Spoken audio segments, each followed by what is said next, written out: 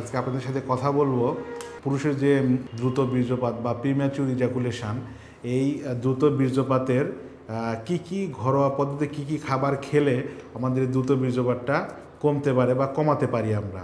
প্রত্যেকের বাসায় একটা কমন খাবার থাকে, সেটা হলো কলা। কলাতে পটাশিয়াম থাকে, যে পটাশিয়ামটা আমাদের বীর্যর গুণগত মানটা বৃদ্ধি করে এবং দ্রুত বীর্যপাতটা কমায়। এরপরে আছে রসুন। রসুনে রক্ত সঞ্চালনটা প্রচুর পরিমাণে বাড়ায়। যে রসুন যদি রক্ত সঞ্চালনটা বাড়ে তাহলে আস্তে আস্তে আমাদের দ্রুত বীর্যপাতটা কমে আসবে।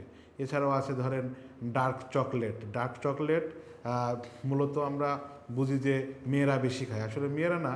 ডার্ক চকলেটটা যদি আমরা ছেলেরাও একটু বেশি করে খেতে পারি তাহলে আমাদের দ্রুত বীর্যপাতটা কমে আসবে। এছাড়া আছে আপনার ব্ল্যাক কফি। ব্ল্যাক কফিটাও মোটামুটি সবার ঘরে পাওয়া যায়। ব্ল্যাক কফি বলতে তো আপনার শুধু পানির মধ্যে কফি গুঁড়া দিয়ে খেলেই সেটাকে বলা হয় ব্ল্যাক কফি। এটাও মোটামুটি ঘরে সবাই বানায় খেতে পারে।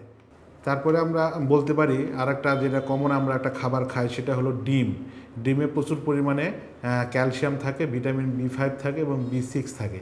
এই খাবারগুলা আমাদের দ্রুত বীর্যপাত কমাতে সাহায্য করে। এছাড়াও আমরা খালি পেটে মধু এবং কালো জিরা খেতে পারি, যে খাবারটা আমাদের প্রচুর পরিমাণে প্রাকৃতিক শক্তি হিসেবে বৃদ্ধি পায় এবং আমাদের দ্রুত বীর্যপাতটা কমায়।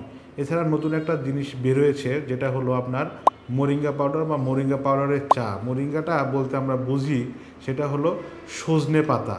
আমাদের গ্রামগঞ্জে যেটা আমরাকে সজনে বা ডাঁটা বলে থাকি, এই সজনে পাতার যে চাটা আছে, এই চাটাও আসলে আমাদের দ্রুত বীর্যপাত থেকে রক্ষা করতে খুব সহায়তা করে। সো যে খাবারগুলোর কথা বললাম, এই খাবারগুলো যদি আপনি নিয়মিত বাসায় খাওয়ার প্র্যাকটিস করেন তাহলে আমরা আস্তে আস্তে দ্রুত বীর্যপাতটা কমে আসবে। ধন্যবাদ।